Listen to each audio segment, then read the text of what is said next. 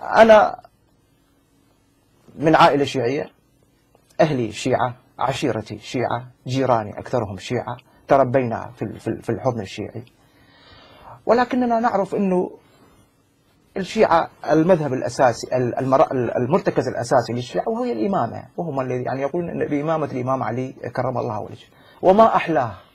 يعني إحنا لا نرفض أنه الإمام علي هو يكون الخليفة الأول ويأتي بعده الحسن والحسين وهكذا، ما أحلاها، ما أجمل هذه الأمة التي يحكمها أولاد علي. لكن التاريخ جاءنا هكذا، التاريخ لم يقل، التاريخ جاءنا هكذا، الخليفة الأول ثم الثاني ثم الثالث ثم الرابع. أنا في رأيي في تحليل السياسي يستند المذهب الشيعي على مثلث واضح جدا لترويج هذا المذهب بين الأوصاف الإسلامية، وهذا المثلث دخلت الرياضيات بالشغلة، المثلث يستند على فدك والإمامة وجريمة الحرق وكسر الضلع وإسقاط الجنين.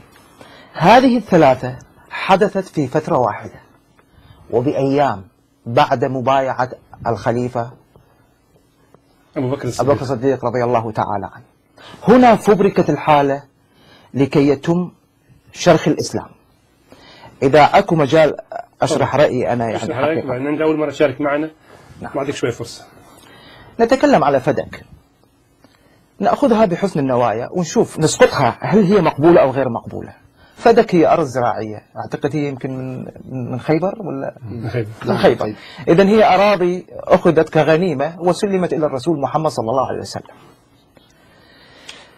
عندما توفي الرسول قالوا أن فاطمة سلام الله عليها ذهبت إلى أبو بكر.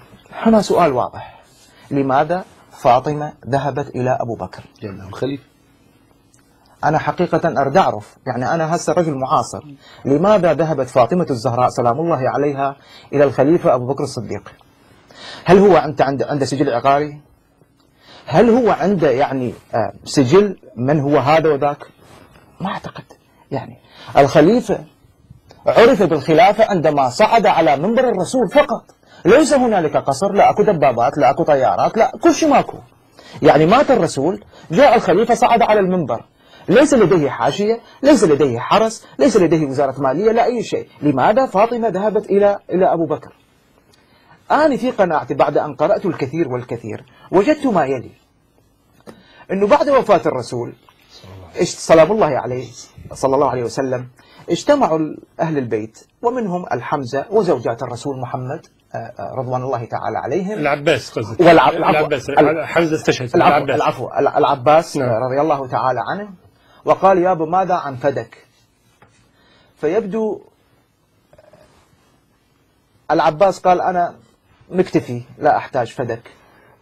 زوجات الرسول كثيرات، فعندما قسموا فدك شو راح يقسموها؟ قالوا إحنا متخلين عنها.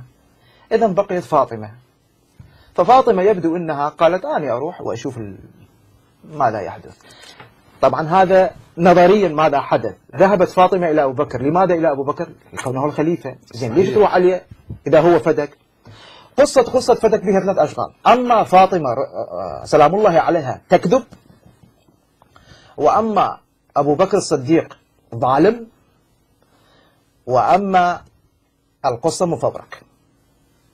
احنا عندنا من ادرس طلابي اكو multiple choice questions، تعطي سؤال وبي A B C D، اقول للطالب اذا ما تعرف شنو الجواب حاول ان تحذف الغير معقول الى ان تصل للنتيجة. دعنا نحذف الغير معقول. اولا، هل فاطمة تكذب؟ استغفر الله، انها لا تكذب على الاطلاق، اذا هاي اسقطناها. هل ابو بكر ظالم؟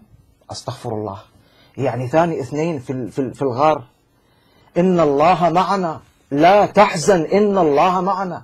أبو بكر بالعرف الحالي عم الرسول، لأن هو أبو زوجته. هذا احنا ما ننطق الحكاية هاي.